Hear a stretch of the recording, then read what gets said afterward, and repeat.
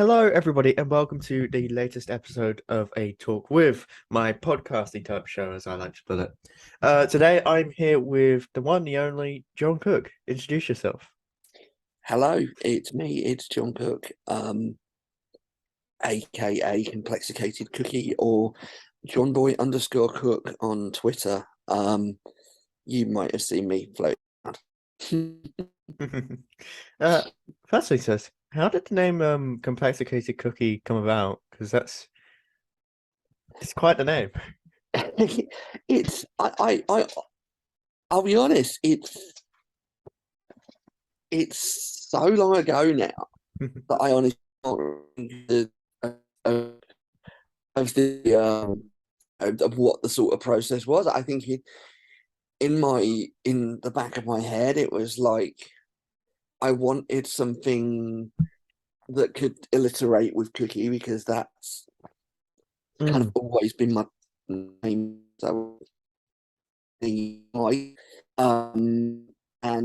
I think I struggled to decide between complex and complicated. So I went with the two, which is a bit ironic because I'm not really There's a but bit of lag on my end. I hope that doesn't affect the video because you keep pausing in and out. But hopefully that doesn't affect the video. I don't think it will. But okay. anyways, second thing, how are you today? In general, just how are you? Oh, I'm okay. I'm not too bad. I'm not too bad. As Mondays go, it's all right. I think things are. I'm somebody who's always very out. I'm thinking, because I was kind of blessed and cursed with one of the most expressive faces known to the history of man. So everybody kind of knows how I'm feeling anyway. It's kind of just not, but yeah, I'm doing okay. I mean, things have been up and down lately, and my sleep patterns maybe aren't the best at the moment, but you know, mine neither. Mm, yeah, it's. I think it's just the kind of thing where there's been so much going on, like in mm, the news over the last few weeks, that it kind of everything kind of feels a little bit sort of discombobulated, if you like. And so I've been kind of trying to settle myself in with familiar things and stuff, and sort of just relax as much as possible. And yeah. I'm like, I sat and watched Terror of the Zygons for the umpteenth time yesterday, just to kind of like Yeah, feel safe for a couple of hours. I completely understand. I mean, one, I absolutely love Terror of the Saigons. Absolutely classic. I love the Saigons as villains. I feel like they're brilliant. But I think that highlights such a great thing about Doctor Who is kind of the mental health aspect to it.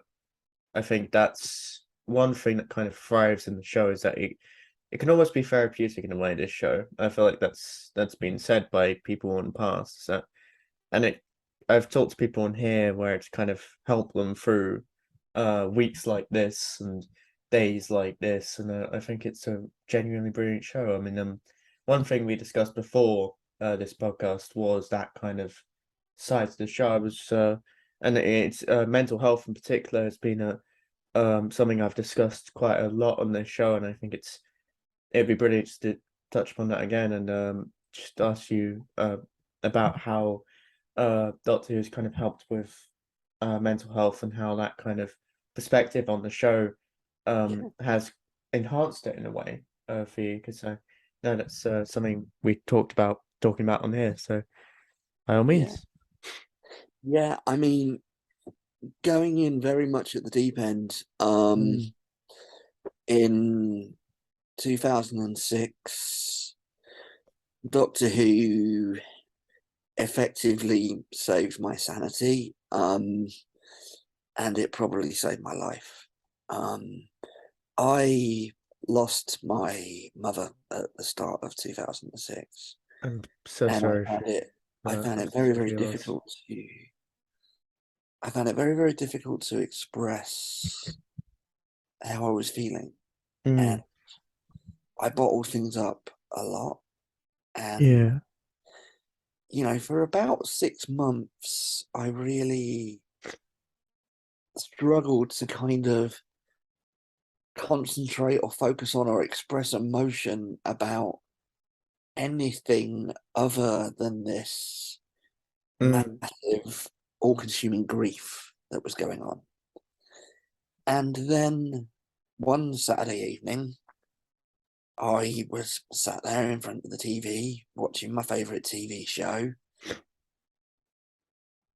and Doomsday happened, mm, and I cried for about 24 hours. mm. And it was what I needed to do. It just brought everything out. And Yeah. that was the start of my healing process, if you like. That was the start of my healing from what was this just this awful situation of having somebody taken from your life at It's one of the worst things what to you consider to be a ever. very young stage. You know, It's just the worst. I mean, I think that's one. That's one factor with the show that's helped me as well is that I lost my dad at the beginning of this year. It's still very recent, still very well yeah, all over the place. But I think one thing that's he introduced me to the show, yeah, introduced me to Doctor Who. It's always kind of been there all throughout my life since the very start really, and it's all thanks to him. And I find it quite poetic that he gave me my comfort show that would comfort me and you know be there to watch and when I needed it. And I think in particular, one episode that evidently stands out is Father's Day in terms of my viewing, and I did watch because that was one of his favorites as well. I mean, and it's one of my favorites, and to have an episode, to have any piece of media allow you to kind of resonate with what you're watching, to give you that kind of, as you put it, like a release emotionally. yeah, I think it showcases the power that media can have, the power that film and TV can have, and how it can be so relatable. And yet, the next episode could be this out space opera with like campy aliens and all over the place. And I yeah, feel like that's the joy of the show, really, is that it can give you that emotional release. It can give you some yeah. relatable stories, but they can also bring you so much joy and so much happiness. I think, and with grief, I mean, grief is an indescribable, unfathomable, emotional journey in a Yeah, way. When I lost my dad, I kind of described it as um complex, tragically kind of beautiful in a way because while you're sad, you're also sad because you were happy. You're sad because you had that time with them because you loved them. yeah. That's how I viewed it. It's a matter of you can be as self-aware as you like. You can know, you can understand it. You can see it as well. How I viewed it was kind of well, I can't even remember how I viewed it. It was when it first happened. It was something like that, and it's no matter how self-aware you are, it's still going to be as painful as grief is. I think, yeah, It's it's the price. I can't remember who said it, but it's somebody said that grief is the price that we pay for love, yeah, and it's very, very true. mm, Um, you know, and I mean, Father's Day is an interesting one because the first time, I watched it on broadcast. So the first time that I watched it, I actually watched it with my mum, Mm, and she herself, she'd lost her father at a young age. She was 16 when her father passed, and she missed him terribly. And even sort of 40 years later, was still coping with that. mm, And she was in absolute bits. She was in absolute bits watching this, and I didn't entirely understand. I didn't entirely get it, but obviously I was sympathetic, and I didn't entirely get it because it wasn't something that I'd experienced. It was at that time it was just another episode of my favorite TV show, although a very good one. mm, Um, and the second time was sort of on the DVD box set or whatever, but it was after she passed, and it clicked, and I got it, and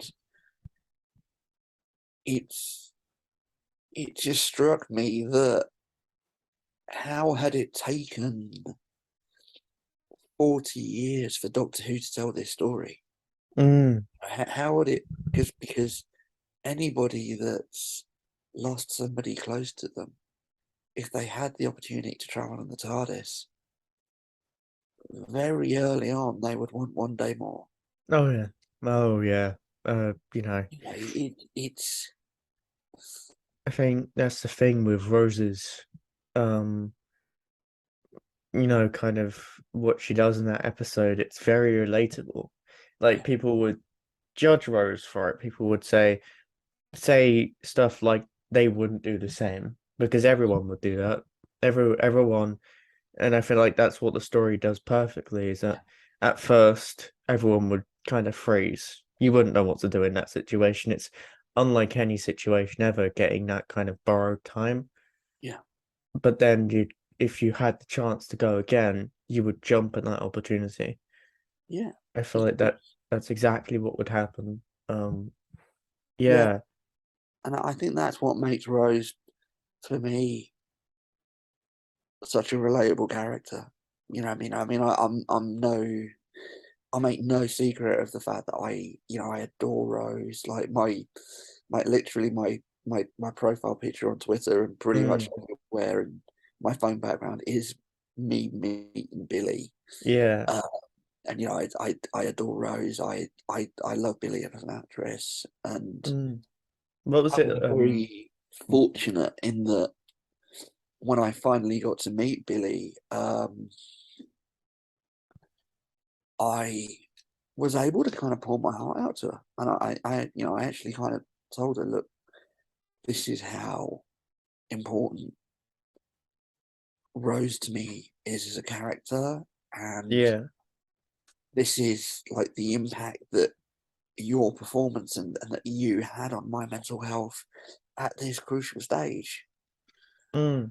I think And she it's literally got up and gave me a cuddle. It was just, yeah, it was just, I was very lucky to have that opportunity, I think. yeah. I think I had a similar opportunity earlier this year as well.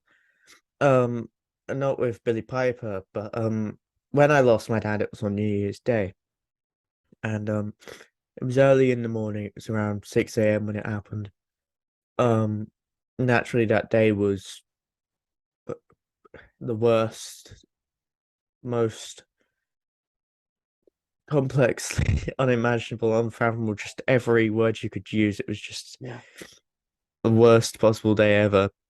yeah, And it was kind of I cried and I cried and it was emptying and it was an unimaginable set of emotions. But then and then family members came around, they were all consoling me, my sister. And then later on, Doctor Who came on the TV and it was Eva the Daleks. And I'd always watch the show with my dad, so it was quite a emotional moment. But the episode itself was so it was so nice.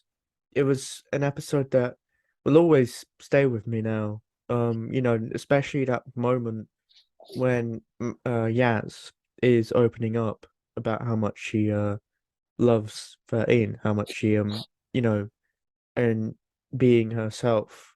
I that scene is so important to so many people, Yeah, but for me, this scene is important for being there when I needed it. Be the show being there when I needed it most. yeah, And especially that fireworks scene at the end with that music and that moment where they're looking at each other. That moment will always stick in my mind as like yeah, the pinnacle of comfort for me because it was there when on the worst day of my life. yeah. Um, It's a beautifully written scene. and yeah, it truly is. And I got the chance to meet Mandip, and Jodie, and I told them both about it. I I had more time in Mandip, obviously, because the queue for Jodie was insane. Um, Yeah, I was there same day, and it was, mm, yeah, but, crazy, wasn't it? It was mm, absolutely shocker. yeah, and I got the chance to tell her just how much that performance and how much that episode meant to me when I needed it most. And Yeah, just in general, I think that episode is brilliantly written, brilliantly put together, and it's spoken to so many people, and I think it's genuinely an amazing story. But the fact that it was there on the most difficult and worst day of my life, I think speaks for itself, really. I think, yeah, yeah, yeah. I mean, I'm not the biggest fan of sort of doctor companion relationships. I yeah, never have been, not even with Rose. I think that it completely mm, almost destroyed Rose's character in series two. Um, but but I do love that they went there with, mm, because I know how important that was to so many people, and yeah, how many people were invested in that. And yeah, I love that actually they gave people what they wanted. They listened to the fans and they made that a thing. mm, And it been very cleverly done. Because mm, the the number of times when when you come across LGBT characters in television series or in any kind of media, most of the time they already are what they are. mm, So for us to see this kind of awakening in Yaz, this kind of realization of how she feels, I think I think it was really unique and really important. yeah. I think one of the lines in particular that stands out to me is her saying, "I haven't even told myself yet." Yeah, I think that line in particular cements that kind of scene as truly just one of the most powerful scenes in not only this era but with the show itself. I think the show is full to the brim of powerful scenes. I think this era is no exception. But that scene in particular always, you know, it's written so perfectly and so it feels real. That feels genuine. And I think Mandip's performance in particular really sells that emotion. I feel like she is one of the best actors the show has ever had in You Who. I think it's she really is. and she's a genuinely nice person to meet, like lovely person. She really is an incredible actress. Mm, I mean, I met her at the same event, obviously as you did, and mm, obviously being registered blind, I had my guide dog in tow. And yeah. so when we sort of met for the photo, she was lovely. She stuck around around me. It was great, posted a picture and stuff. And I picked my photo up and walked off. And my friend, my friend Alex was in the queue behind me. Mm. Um, so we both come out, and he sort of says to me, "You do realise she's absolutely terrified of dogs?" I'm like, "What?" He's like, yeah, like literally. He's like, "I can't believe I did that. I'm terrified of dogs." But you just didn't let on a single bit, didn't Mm, affect my experience in any way. And I was like, that's an actress. Mm, To sort of face one of yeah. your kind of fundamental fears and just Mm. not flinch, not let on. I was like, yeah, that's an actress.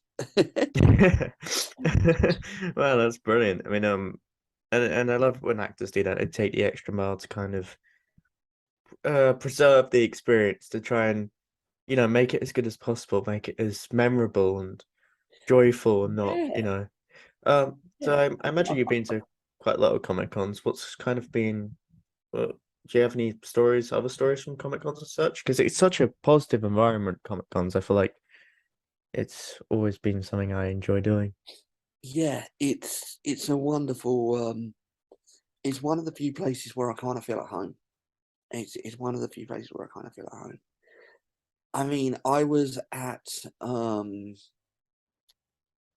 LSCC in 2018, Mm, when they had when they broke the world record by having 9 doctors across a weekend. yeah. Um and I met all nine. Mm, Um which was, I mean, it in itself was wonderful, but I think the highlight of that the highlight of that weekend was probably meeting Matt Smith on the Sunday morning. mm, And I was not feeling very well, shall we say. I'd been rather a silly boy the day before and hadn't eaten any lunch, and had then kind of gone out on the town with some friends in the evening and overindulged a little. Um, mm. and I'd had about 2 hours sleep. And so literally my photograph with Matt Smith, I kind of look like death, and I'm like hanging off of him like this. And he's Mm. got this sort of cheeky grin and a thumbs up, like, this guy's absolutely wrecked already, and it's 9:30 in the morning. Mhm. Um, and he's so, but like Matt is my favorite New Who Doctor. Like Pertwee's always been number one for me, but Matt comes in a relatively close second. Yeah. Um, and so when I sort of walked up to him, he sort of looked at me. He's like, "You're right," and I sort of said, "Yeah, I'm just a bit nervous, to be honest." Mm. And he just don't be nervous, just enjoy your day. And it was like the doctor was in the room, and it Mm. was, like the doctor was reassuring me. And yeah, that was a real highlight. Um, every time I've met Tom Baker, I've met Tom three Oh, times he's now. such a joy. Honestly, he's He, just so he nice. just lights up a room, and like, it's, yeah. Every time you meet Tom Baker, is just magical, because he's got this aura and charisma about him. Oh yeah, I've had the joy of meeting him 3 times myself actually. Yeah. I met him around when I was 10, 8, some age like Oh that. wow. And it was like doing a charity event. That was the first time I met him. And I remember I asked him like this really specific question about like the Centauran experiment or something, like a kid does. Like I was Yeah. watching that episode the night before on my TV, and it was like, why didn't you just whack him on the probic vent when you were like in that fight scene, like when they're jumping down the cliffs and such? I don't know Yeah. why I asked that as a kid, but I was a kid, and he just laughed and just answered it as a like I won in the end, didn't I? And like stuff like that, because that's how he usually answers questions anyway. And I got a few pictures of him, and they're professionally done photos of just me sitting at the table with him, my sister behind me. And there are moments where he's just talking to me, and I'm trying to look at the camera like that, and he's just looking like that, and I'm looking at like the camera like that, and it's just so funny because yeah. And then I met him when I was around 11. I think it was way before that last one, but I met him again when I was around 11, 12, in my first year of secondary school. Yeah. And it was because I went to secondary whereabouts he lived, Yeah. and it was after school. and my mum noticed it was in Jemson's car park. And I ran over there after school and then met and then just walked up to the car nervously. And he looks out and he just gives the biggest smile. And we and he had his dog in the back and we just spoke and I was in complete shock that I just met him in the car park after school and it was lovely. I can't remember what the conversation was about. It was so long ago. But then I met him a week later because I was scheduled to meet him at a Comic Con the week after. It was like Planet Folkestone. He used to do those conventions quite a lot. There was quite a lot of doctors I met at Planet Folkestone. Brilliant convention. I don't think it's going anymore. And then he just shouted my name as loud as possible, like that boomed voice, like Rory. And it was absolute the light on my face was absolutely just it was a moment I'll never forget. And then he recorded a happy birthday message to my gran, who was Oh, yeah, and then I put that into an iMovie video because I used iMovie at the time. Thankfully, I've developed better editing skills since, but I've got that video still, and I managed to organize this huge video for my gran, just everyone I know wishing her a happy birthday, and then Tom Baker comes in, and then yeah, that's brilliant. mm, Brilliant. But yeah, Tom just lights up a room. I adore him.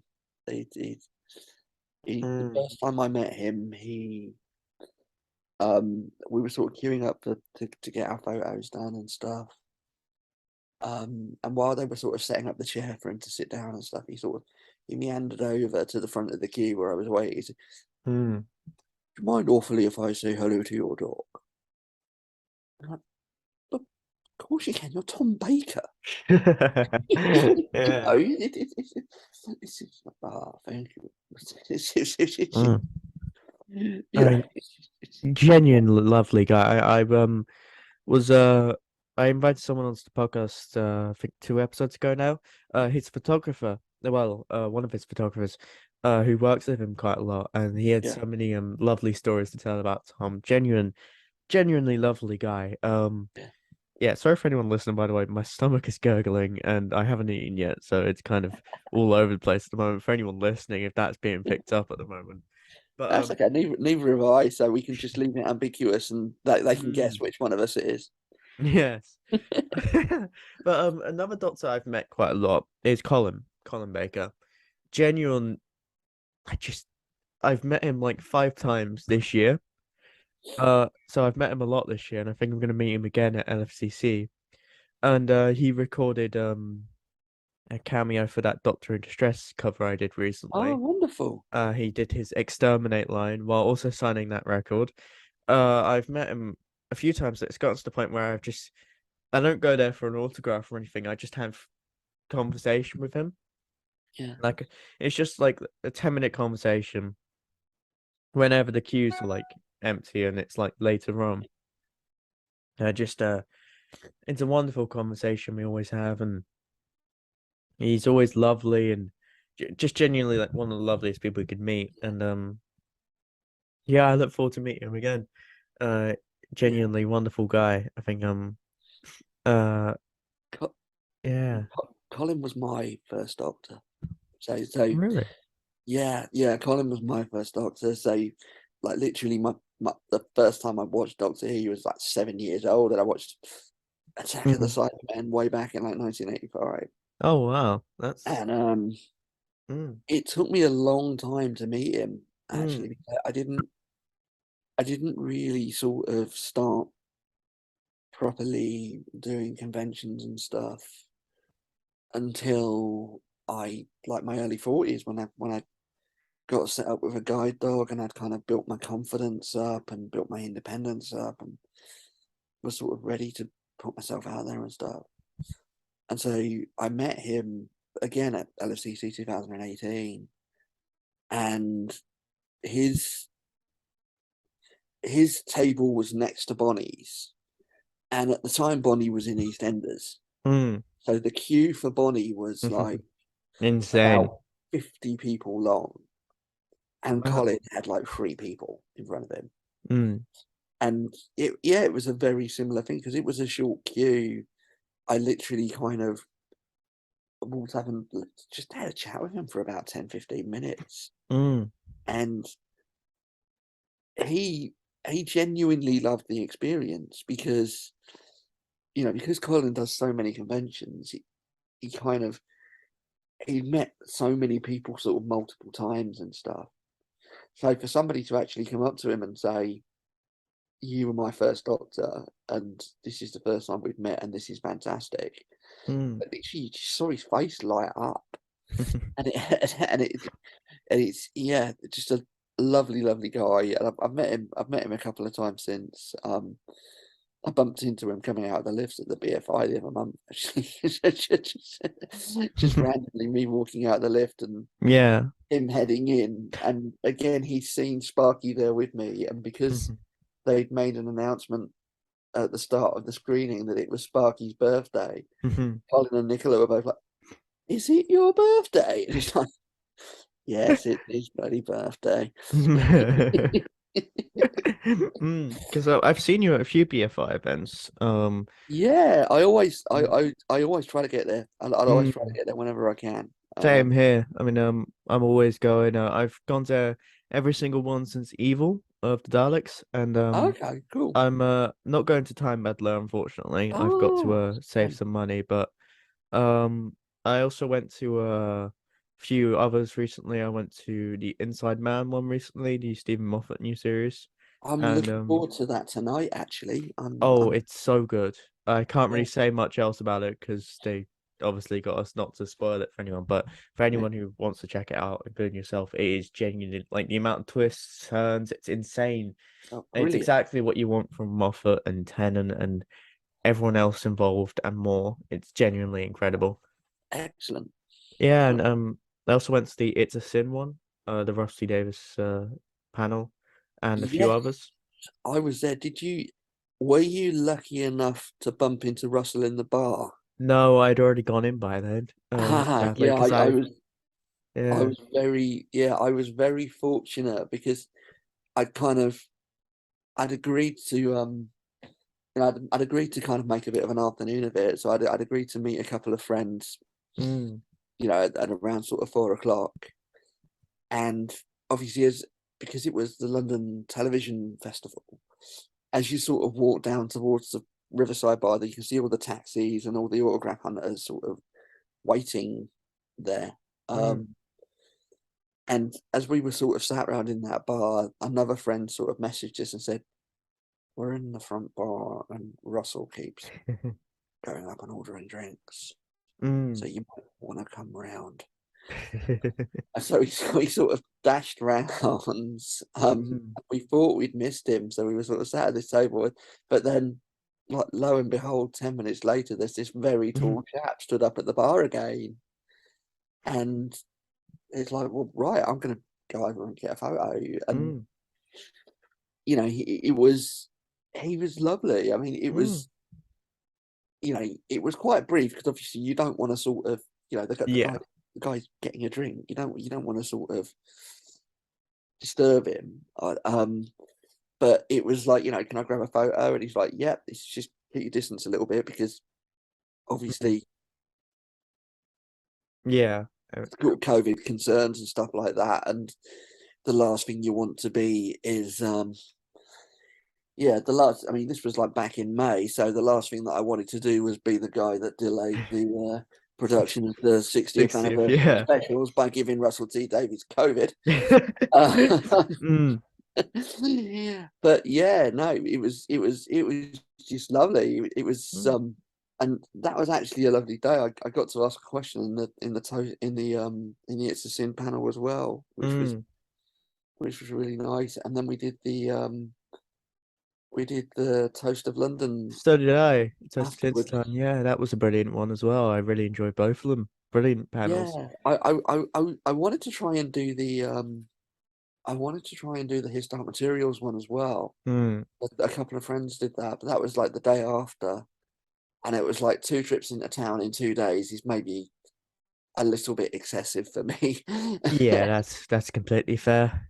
I didn't So, go to the Dark Materials one either. Yeah, just a bit much money yeah, wise and stuff. And yeah, because I have to yeah, I have I to think, come down all the way from the southeast all the way to London every time. It's yeah, quite a journey. I think, yeah, I mean, for me, it's just a hop on the tube, but it's more kind of just, Mm, it's more just in terms of managing my energy levels and stuff like that, because my health isn't necessarily the best with my arthritis and stuff. I just, yeah. I have to kind of plan things out a little bit and, you know, say just with that, it was like, well, two trips in 2 days. That's Mm, literally going to screw me up for the rest of the week. So yeah. I had to kind of play it by ear a little bit with that one. But yeah, that was a great event, and it was lovely to meet Russell. And you know, I sort of tweeted the picture of like, oh my god, I've just met Russell T Davies. And the next thing you know, it's got like 1,500 likes on Twitter or something, and I'm like, Mm. oh my god, what is going on? Mm. But Yeah. it was just after Shooty had been announced, and it was just either just after or around the time that David and Catherine were announced. So it was when the hype was up there for Mm. for for, for sort of Russell being back. Yeah, I mean, I remember exactly where I was when all those announcements came out. I mean, when Shooty got announced, I'd just woken up. Um, when Russell announcement came out, I had just woken up. And when David and Catherine, that announcement came out, it's actually different. I was on the way home because I just went to Time Fracture with Okay, Jack Reeves and his fiance Gemma, okay. and I was on the bus home, and I was so close to jumping for joy, but of course I couldn't because I was on a bus full of busy people. But that was insane, finding out that way as well. And yeah, the other ones just felt like, oh, if I miss some huge announcement or what's gonna happen or yeah, and or Shoot, am I dreaming? But yeah, um, Shooty was actually announced on my birthday, oh wow. which was a bit odd because I mean I was just about to sort of head out. I was like Mm, I think I was heading to the cinema. I think I was off to see like Multiverse of Doctor Strange, Multiverse of Madness or something. mm. And so I was just about to head out, and then my friend sort of messaged me and said, "You might want to sit down for half an hour because I think you're about to get a present." Mm. And I'm like, "What?" And then I've like then just like my notifications have just exploded, Mm. and it's like, "Oh wow!" But I'd Some never birthday kind of present. yeah yeah. But I mean, I'd never kind of seen Sex Education or anything like that. So I was like, I don't know who this guy is, but I like him, Mm. and you know that I'm looking forward to this. So I think you know, so yeah, having a doctor announced on your birthday was lovely. When I think when it was announced that Russell came back, I was actually in a Twitter space at the time, and so got to announce to the other people in the Twitter space that breaking news, Russell is coming back, Oh and wow. it kind of broke the sound barrier. I can't Like imagine that. That must have been screaming insane. and all kinds of bits and bobs going on. It was Mm. it was great. I think you know, with Shooty, I think that comes around to another conversation point we highlighted earlier on is the importance of representation. I think that's a huge point there because of course with every good announcement, like every brilliant, fantastic new casting direction and announcement, you obviously get people who are less than happy and very and vile about it. I think thankfully that hasn't really happened with well, it has happened with Shooty. It's just been more. It's I feel like with Jodie Whittaker, it was more present and in your face because it wasn't everyone was very hyped. It was just I think it's because it's been 5 years of it that it just feels like more at the moment, more hatred, more. It is horrible, on both accounts every single time this sort of thing happens. It's completely horrible because Yeah, they're just people playing a role that they have every right to play, and all the power to them, honestly, because they're all brilliant people. Everyone who's ever played the Doctor has been perfect for the role, yeah, Jodie included. yeah, And Vile and Joe Martin, of course, got a lot of racism as well targeted towards her, and it's absolutely horrific, absolutely vile and horrible. yeah, But of course, one because representation is so important. It's one of the most important aspects of media and life in general. If we didn't have representation, diversity, or whatever word you want to use, if we didn't have that, creativity would die. It would die out. Creativity would not exist without representation. And I feel like that's what so many of those vile creatures that deem themselves fans of the show tends to say, because they have no place in this fandom whatsoever. Any bigotry, any bigots, any of them, they have no place. I just yeah. wondered what your comments were about that and that dark side of the fandom and horrible people like that. Yeah. I mean, the shooty casting was an interesting one because I Mm, think the reason that maybe we saw a little bit less vitriol about it was because it was a bit of a double-edged sword for these people. mm, You know, yes, we're we're seeing a man of color appointed into the role of the Doctor, cast as a Doctor. At the same time, it means that Jodie Whittaker, who they've castigated for 5 years, incredibly unfairly, who they've absolutely lambasted for no reason other than the fact that she has a womb mm. for 5 years, is going. And so it's like, I think it, I mean, let's face it, these people are not very intelligent generally. Yeah. And I think they just all got a little bit confused about how to feel. They waited a few months. And Yeah, with what I saw with Jodie and the amount of hate she got, it was mainly shielded. They mainly they kind of tried to twist it and hide it like, oh, the writing's bad. Oh, it's all about true. You can have your critiques about the writing. But then going on to say that Jodie Whittaker and Chris Chibnall are the worst thing to ever happen to the show, that's just blatant. Completely blatant. And then going into the fact that she's a woman playing the role and how it's woke casting, complete bollocks, yeah, really. That's all I can say. Complete and utter bollocks. But I feel like they kind of waited for Shooty because it was kind of like the reason we also saw less video is because it was so hyped up. Jodie's announcement was also hyped up, but of course you had the fact that she was kind of I don't they didn't really wait. But with Shooty, they did because, as you said, they were confused about what to do. But when they do speak about it now, when they did finally, stop waiting, revealed them to the world how monstrous they are, they weren't hiding it anymore because we've had 5 years of them speaking utter yeah, bollocks. So now they don't hide it. They're just blatant about their racism, their sexism. They're blatant about the fact they don't want a woman or a person of color playing the role of the Doctor. And it's ultimately advertising to the world these are people that you don't listen to. And I yeah, wish that was a fact. I wish people didn't listen to them.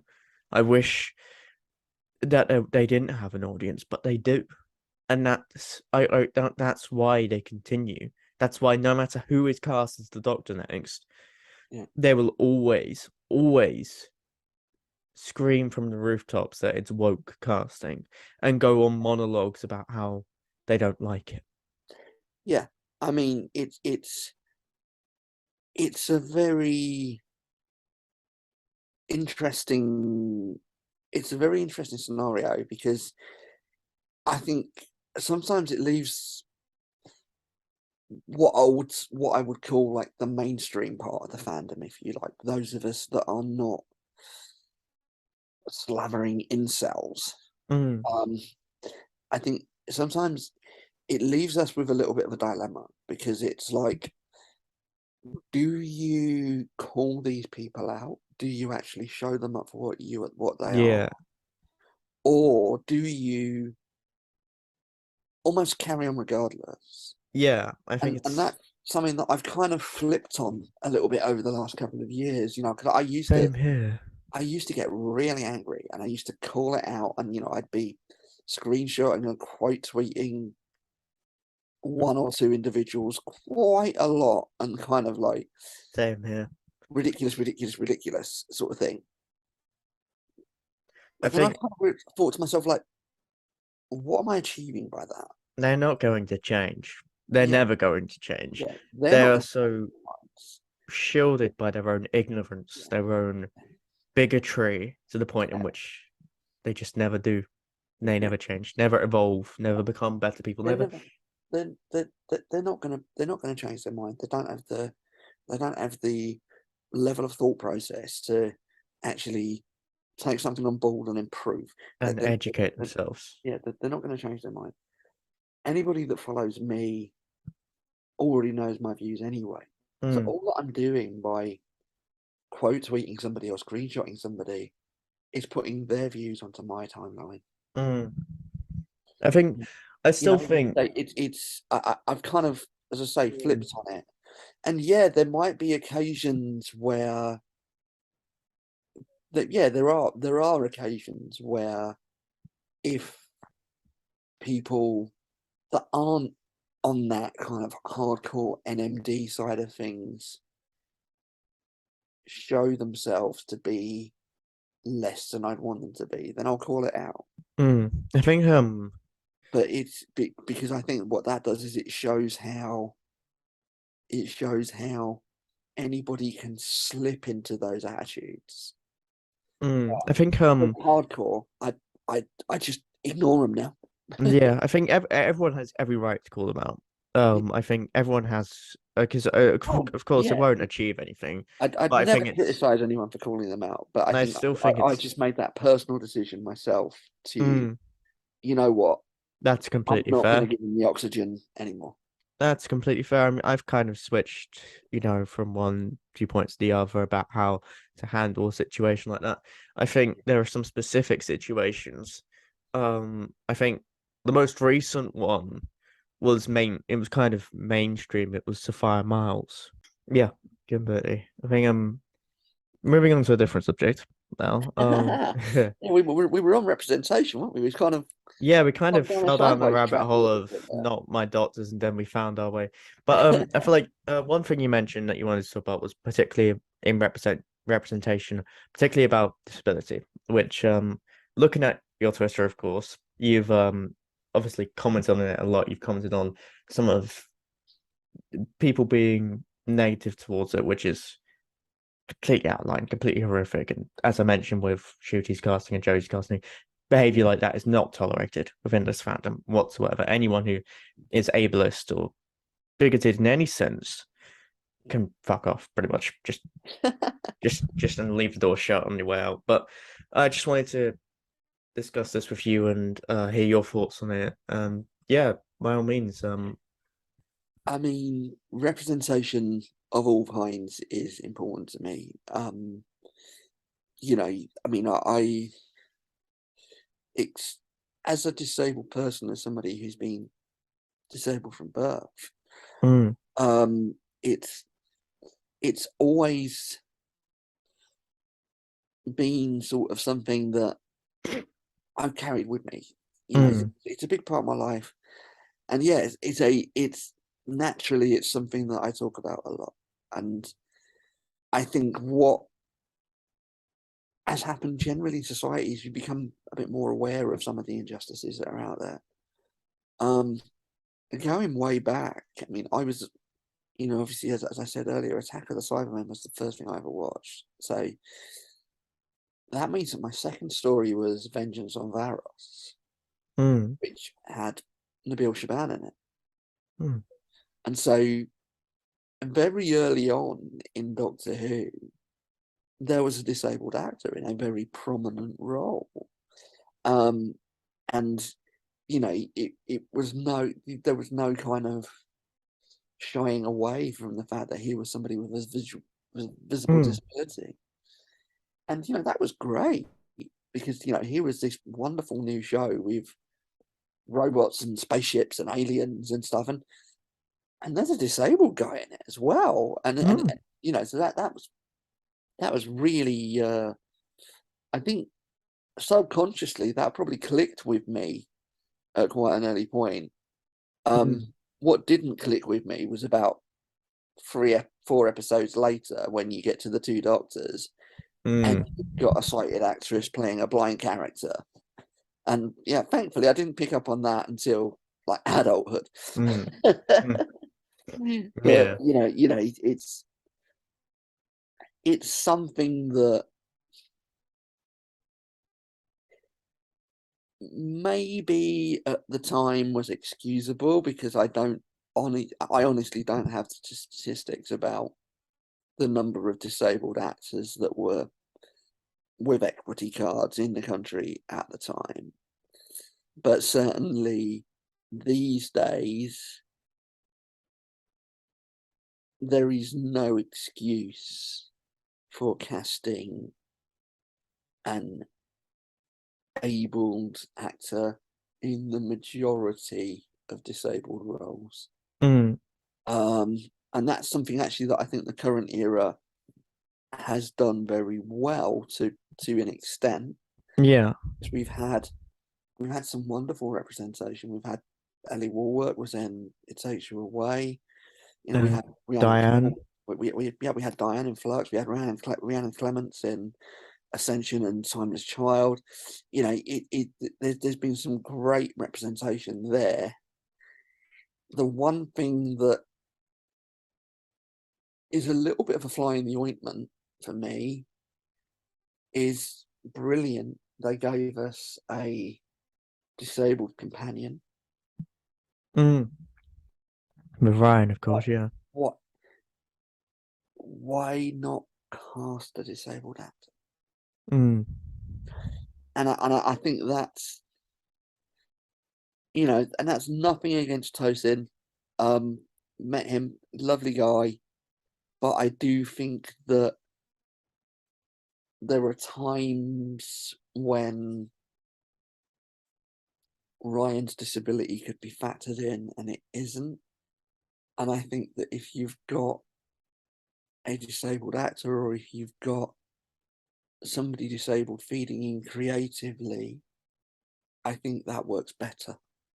mm, yeah. And I think this is why when the rumours were doing the rounds the other week about Rose Ayling Ellis potentially being Shooty's companion, a lot of people got very excited, Mm, myself included. And I'm still quite hopeful for that. yeah. It's one of those things where now that idea has been planted, even though it's not been planted by the BBC or anybody, now that idea has been planted, it's like anybody else is going to be a little bit of a disappointment now Yeah. because I've got it in my head that Rose is going to be the new companion, Mm. and she'd be fantastic. Oh yeah. Yeah, Absolutely fantastic. it's something that's really important Oh um yeah. to actually have that. As I mentioned earlier, Yeah, um, with representation and creativity, without representation, without diversity, creativity dies. yeah, It doesn't exist because how can you tell human stories and only focus on one side of being human? Like, yeah, uh, for the longest time, this industry has been dominated by, uh, cishet, white people. yeah, That's how the industry has worked for the longest time, and it's brilliant to finally have an industry that's telling more human stories. Um, especially when it comes to Doctor Who, which is one of what I consider one of the most diverse shows on TV, but it took yeah, us quite a while to get here. I mean, yeah, behind yeah, the scenes, back in the 60s, there was a lot of diversity, but then it was the 60s, so you had yellowface and all that, and even in the 70s and 80s, which is why I'm so glad that Doctor Who is still around in this current climate because it can it has the ability to tell more human stories with everyone, not just this secluded portion of humanity. We can yeah, tell stories about everyone, and I feel like that's brilliant. We can have characters from anywhere, yeah, and it's just absolutely fantastic. It's brilliant, and I'm glad that the current era in particular, and even Russell and Moffat's eras, um have advanced that, and I feel like and we're heading into an era that I truly believe will be one of the most representative eras of the show, and it brings me so much joy that that's going to happen. genuinely, yes. Mm, I mean, if you look at interviews, and Andy Pryor has been saying all of the right things about casting. He's basically thrown out, yeah, we could have a disabled companion, we could have a disabled doctor. They're genuinely going very much in the right direction. And if there's one thing that Russell has done over the last 25, 30 years, it's broke new ground. It's mm, shaped things. It's led the way in terms of representation and diversity and telling stories that are reflective of everyone and not just the mainstream majority. yeah, and You know, that's and that's vitally important. and so yeah, I mean it was one of, without harping back to them too much, it was one of the hilarious things about the NMDs when Russell was announced as coming back. It's like, oh wow, it's not going to be woke anymore. Mm. Have you Did not did seen you his even? writing? I Have mean, you not seen but, his but, shows? but firstly, did you even watch the first RTD era? Yeah, And like, secondly, have you seen Years and Years? Have you seen It's a the Sin? sin. Yep. Because the Russell gave us um Aliens of London and World War Three and Harriet Jones Mm. under a Labour government. Yes, I mean they even got Tony Blair body double to play the Prime Minister that falls out of the cupboard, Yeah, which is a detail for me that is just brilliant. I feel like I never knew that. yeah, they actually got but he didn't really look like Tony Blair, which was a shame because they were trying to get a proper like double, but and so that's actually canonically Tony Blair because they do mention what happened on the Tony Blair's government in the Yeah, story. So the yeah, prime minister that's killed in that story is Tony Blair, yeah. which is And quite insane, and I love it. I but love he how he gave did us, that. he gave us the master as prime minister Exactly, Children of under Earth as un, well. un, under a Labour government. Children of Earth under a Labour government. Was Children of Earth under a Labour government? It was Yeah, 2011, so 2000. no wait, Children of Earth was what, no, no, 2009? Yeah, 2009. Yeah, that was yeah. 2000, So not yeah, 2011. That was Miracle Day. Was 2011. yeah. Um, But yeah. it's these people do not realize what is coming Mm. because because I because expect a lot of and commentary on what's happened over the past 10 years so far. yeah, and Russell being the better writer that he is now, because he is a Everyone better advances, writer now everyone than he was evolves. 15 years ago. Mm. He is absolutely, I genuinely believe that if it doesn't self combust anyway, RTD2 could take down the government. Mhm. I That's for sure. genuinely believe that because he will not hold back. Oh, he won't. Um, he already hasn't. The comments that he made at the BAFTAs Mm. in terms of the funding for Channel 4 and the importance of the BBC, the very well publicized comments that he made a month or two ago at was it the South Bank Show Awards or something, where he really tore into the Tories and Mm. the fact that there were so many Tory donors with money there in that audience, and he laid into them massively. Mm. And yeah, I'm I'm thrilled for what's to come, to be honest, because I think if there's one thing that the last few years maybe have missed a little trick on, it's with the politics of the show. Yeah, I mean, It hasn't I will felt say, quite as left or progressive I will as it say, could have been. Revolution, was it Revolution? Revolution and Revolution of the Daleks. That was probably the closest they got for me. I mean, it's also Demons of the Punjab.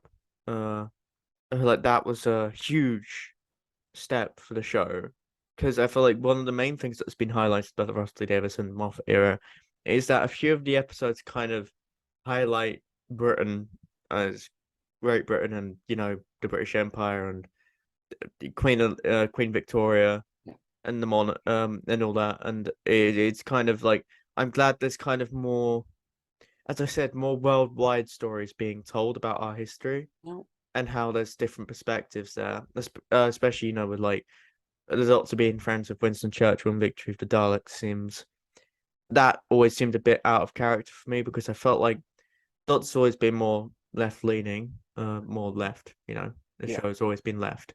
I feel like that in particular, that doesn't really bode well in terms of the character.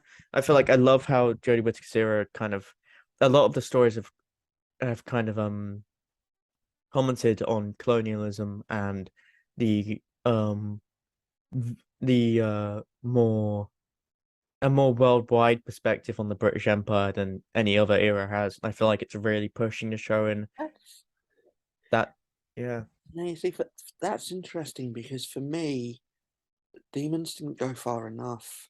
Mm, I, I, I, I, I've got a little bit of a kind of blind spot where demons is concerned. I rewatched it really recently, because I was doing a kind of review thing mm, on a podcast, and I wanted to be kind of really sure of my opinion because I know that it's something that a lot of people love, mm, and I'm not the biggest fan.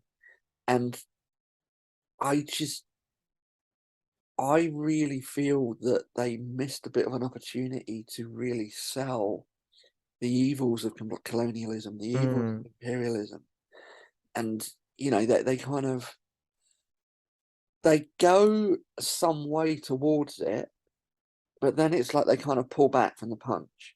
mm, Whereas actually, what I think I wanted from it was a situation where it's just, as we've seen with some other episodes of this era, where it's just laid on really thick, and it's like, you know what, this whole situation took place because we thought we had a right to conquer the world, and mm, then we went and left without a buy or leave.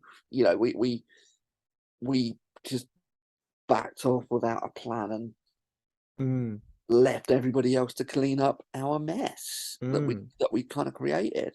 I think And yeah, so I think for me it's like I just wanted it to go further. I think And in general, I just think the show kind of needs to drop the whole I know it's a British show.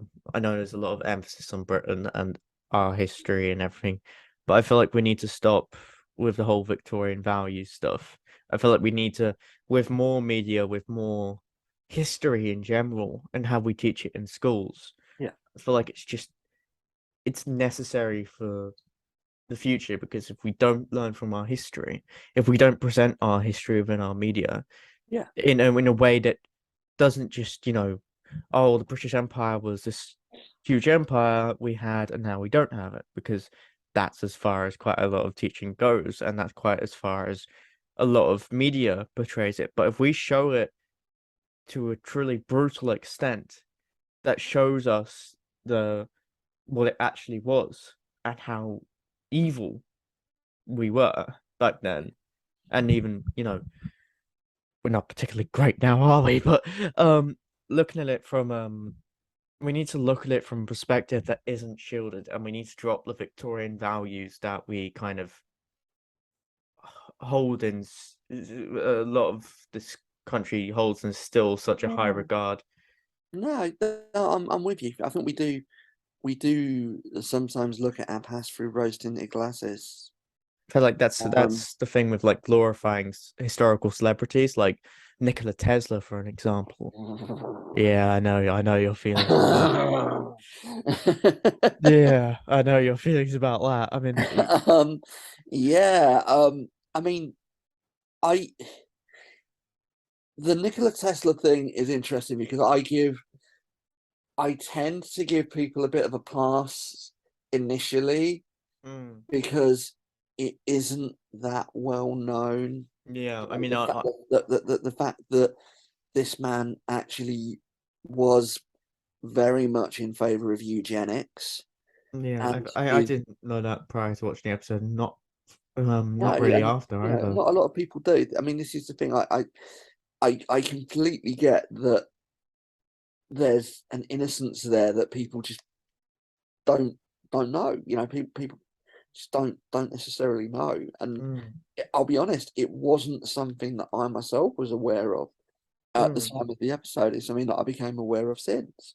mm. And it's like, here's a guy who, here's a guy who was in favor of eugenics. Here's a guy who, in the 1930s, albeit before we knew how far those regimes were going, but in the 1930s, he took the view that Hitler's regime was not going far enough on eugenics. Jesus. I mean, I Yeah. feel like And that's at the time, we didn't know as much about Hitler's regime as we do now. We didn't mm, know about the level of ethnic cleansing that was going on, but it's he was very much in favor of cleaning the gene pool, if you like, and mm. creating a super race, Yeah, I feel like that's which, the as a disabled person, um, it's there's a it's scene in that when there's a scene in one of the James Bond films where the sort of main villain is talking about his plan to create this sort of race of perfect people, and James Bond goes, so anybody with any kind of defect just wouldn't be allowed. And sort of one of the henchmen looks down at his girlfriend who sat there with sort of glasses and stuff, and you just see the cogs working in his head, and it mm, yeah, as um as somebody who's part Romany with multiple disabilities, seeing eugenics be kind of celebrated mm. was was a Yeah, little bit interesting. I mean that's the kind of difference between a historical like that and one like Rosa. Rosa intends to educate. It shows you pretty much everything that you could possibly need to know. Yeah, Compare that to Nikola Tesla, and Nikola Tesla is a very one-sided view on the character, his his life, yeah, his and it's it doesn't show you what actually happened. It shows you a glorified perspective of what actually happened. Meanwhile, Rosa is brutal. It shows you what happened to her. yeah, it does, and it does it in a very smart way. Mm, It doesn't duck away from duck away from having a heavy message, even for a family show. mm. And it really, it really does hit home Mm. very well. Yeah, I think Um, there's been a problem of glorifying uh historical celebrities, if you will, since the I yeah, think since the Pertwee era, really. I can't really think of any well no wait, since the Hartnell maybe, era, Nero. maybe, yeah. So like going right back to Hartnell, and I Yeah. mean, you know, I guess with Hartnell, I mean, With Hartnell, they walk a very fine line with Nero, I find, in the Romans. Because on yeah, the one hand, he's, Nero's a terrible person, but on the other hand, the episode doesn't stray far from actually criticizing him at points. It's Yeah, it it's walks the line there. But I think but then a few stories later, you get mm, something like the Crusades, and it's like, oh my mm, god, yeah. there's sort of there's this sort of like Richard the Lionheart good sort of thing. It's like, Mm, oh no, no, no. yeah. And yeah, I think there's it's a dangerous game playing historicals like that. And Yeah, yeah, I feel like as the show goes on, we do need to we don't I feel like there's a lot of bias that needs to be filtered out when it comes to writing these sort of historicals. yeah. Mhm. I don't think that we would see an episode like the Shakespeare Code or even like the Mm. Unquiet Dead today, Yeah, I think the because Unquiet. they both very much gloss over aspects of Mm. Shakespeare and Dickens's life. I mean, yeah, with Dickens in particular, of course, he was a neglectful father. He was very much. He wasn't the best person. I mean, I'm not someone who's researched Dickens all that much. I've studied his works. I researched a bit of his life. I need to go further in depth. I know about his what he was like as a dad and what some of the bad things that he's done in his Yeah, and some of the views he's had. But and it is covered in the episode a bit here and there. I think and what I like about that episode in particular is the doctor doesn't automatically treat them. He talks about being a fan, but like in the next scene, he's telling Dickens to shut up. I feel like yeah, I I, I feel like that there's a fine line to walk, and that episode does falter a bit, quite a lot sometimes. But yeah. it's It still kind of paints him as this almost kind of mm, jolly Christmassy figure, yeah. I think if you like. yeah, I think there's certain the episode's still enjoyable. I think a lot of these episodes are enjoyable. It's just they need to respect the history a bit more. Like every telling of history is going to be biased. Yeah, Every single telling is one thing you've got to learn in history GCSEs. There for me at least was you've got to look at it from uh both perspectives at the time. We had to look at two biased perspectives in the exam. One that was against this particular period in history and the people they were commenting on, and one that was for them, and we had to analyze both of them because they're both biased. One's biased against, one's biased for, mm, and it's particularly interesting. You've got to kind of when writing these historical characters, you've got to find that middle ground because unless they're genuinely evil, or they believe in eugenics, in which case you've got to look at it from that against because you can't. yeah.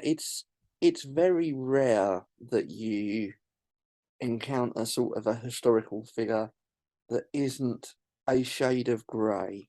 Mm, Um, that there will, as you say, there will be occasions when actually it's like you can't defend them, you can't you defend can't their defend that. actions, or you But can't you can't look at it from a grey perspective because their actions and viewpoints were just so horrific even for the time. yeah, it's like it's like you come across the kind of thing where somebody might say, oh yeah, well Hitler was a terrible person, but and it's like no, No, there's no but. just No stop, but. just stop. There's no need for And there has been instance of that I've actually seen one in this fandom of that, and that was like that was quite completely recent. shocking. Yeah, that was Yeah, very yeah, recent. yeah, it was quite recent. That's quite Very recent. recent, yep. And it's like there is absolutely nothing that Mm, can put a silver lining on any of yeah. on the systematic deaths of 6 million people. Yeah. You You know, cannot you cannot view that from a grey perspective. you just draw the line. You just Yeah. draw the line. Yeah, Uh, exactly. Hitler was evil, an evil, yeah, monstrous, villainous yeah, and bastard. yeah, yeah, and that's all you need to say. That's exactly. You don't need to highlight the positives before highlighting the negatives, because that's not Yeah. right. But Nobody came there for a lecture on economics. mm, yeah, exactly. But yeah, uh, uh, moving on. Of course, I feel like going back Swiftly. to yeah, um, it is very interesting to talk about because, of course, everything we discuss now, everything from the present is going to be looked at it like this in the future. Yeah. Um, we And I are mean, in history at the moment. yeah, this is the thing, it's like the in the same way that we look at some of the things that our favorite television show was doing 40 or 50 years ago, and we cringe a little bit. There are Mhm. going to be things that we're doing now that people in 30 or 40 years are going to look at and Yeah, there'll be an adventure based on TikTok dances. There'll be commentary on the government over the past 10 years and yeah, prior. it There will be commentary on everything we've done now. yeah, Yeah, I mean yeah. It's I mean things like our current environmental messaging or things like that. mm, It could just as an example, it could be a case that in 40 or 50 years time, people shirk at a television show that shows somebody eating meat or something like that. mm, It's I reckon things constantly progress and evolve. uh Doctor Who, whenever that is in the future, I reckon there'll be an episode on Not My Doctors. I reckon, or like the fandom. I think the fandom makes for great episodes to write about. Like Love and Monsters was all about the fandom, and I feel like that did it perfectly. But I feel like that will make for an interesting episode in the future if they ever cover the fandom as it is now, but will be Yeah, the past to them. I think that would be like a particularly sort of interesting. yeah, and that was like a sort of incel version of Clive. Jeez. Oh my God, that's brilliant. That is. I mean, I mean, we've had those little digs because there is the kind of thing where, like, when Mm, Rose turns up at Clive's house, she's like, "It's a girl." It's like, a girl. mm. And, Mm, and yeah. yeah, I think we will. It wouldn't surprise me if Russell, who is very aware of the show and the fandom, Mm, fits elements of that in at points. yeah. But in such a clever way that the people it's targeting wouldn't necessarily pick up on it. Mm. But yeah, so I mean, main thing now, to talk about is, I think it's best to close it up a bit now, and we'll move towards the end of Okay. this episode.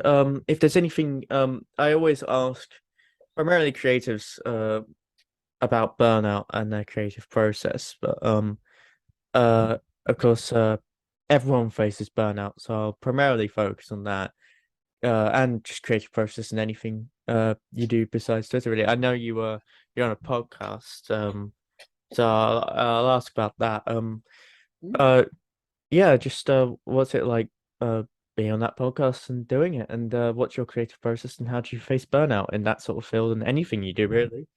Yeah. I mean, it's great. It's great fun. I mean, so I've been I've been kind of guest hosting on the Timeless podcast for the last 2 years now. With with one of my best friends, Alex. Who we kind of met at the start of lockdown, and it's very much kind of a little bit of everything. So we'll do kind of Doctor Who reviews. Sorry, you can probably hear the dog clattering around on the floor there. Yeah, I can hear it That's a bit. perfectly fine. Yeah. So I'll Mm. take that off of him. It's just No. times he's getting a bit excited. But so yeah, we do kind of Doctor Who reviews. We'll do Marvel reviews. I think we've just started a series on the James Bond films and things like that. Mm. It's very kind of casual, ad hoc. There is minimal planning Yeah. involved in it. It's basically just mates having a chat, you know. It's yeah, and that's something that I very much enjoyed doing. Mm. You know, because it's kind of I like sharing. I like having a bit of a discussion. I like sharing my views, and you Yeah, know, particularly on episodes where like myself and Alex might disagree, I think um, that's one of it the can be best parts fun. to fandom. Yeah, I think it's one of the best Right? parts to fandom, having podcasts and discussions like that for sure. Yeah. Yeah, and then, you know, because you know, obviously because we're friends and we know each other, it kind of, I think it allows us to almost go a little bit further in terms of those discussions than you would with sort of somebody that you don't really know over Twitter or sort of something like Mm. that. They, Yeah. you know, I mean, we kind of recently we did, the Magician's Apprentice, and which is familiar, Mm. and we ended up going down this kind of, there were four of us on the pod, and we ended up going down this kind of rabbit hole where for about 20 minutes we were discussing like whether a Dalek has a soul and the physiognomy of a Dalek and Mm. how much the bubbling creature inside a Dalek contributes and stuff. And it just got really kind of like deep Deep, yeah. and involved about like the just the nature of Dalek psychology and stuff. Mm. I'll have to get that It's not license. always That's like very that, but interesting. it's good when you've got something to kind of really get your teeth into, and you can kind of get to the crux of Mm. why you're kind of disagreeing on an episode and like the Yeah. fundamentals of where your difference in opinion comes from. Yeah. I think that's brilliant. I feel like I'll link that podcast in the description. If there's anything else you want to promote, by all means mention it now. Um, Nothing really. I'm not really a kind of creative or anything like that. Yeah. So being registered blind, I'm not in any way kind of visually artistic, and I'm always amazed and stunned by some of the beautiful artwork that people within this fandom come up with, and just Mm. how talented so many people are. And Mm. like, you know, the number of different styles of artwork that you see, it's just fantastic. You know, Mm. I'm not sort of, but I'm not a kind of artistic person as such. I am a little bit wordy, and I'm trying to kind of clear my writer's block and get back to sort of doing a bit of writing. Uh, Yeah. I recently put in an entry for the Big Finish Paul Spragg competition, which I didn't hear back on, but Mm. I've decided I'm going to finish that anyway. Yeah, So that's fair. that'll be good. But but yeah, it's all that I'd really kind of say is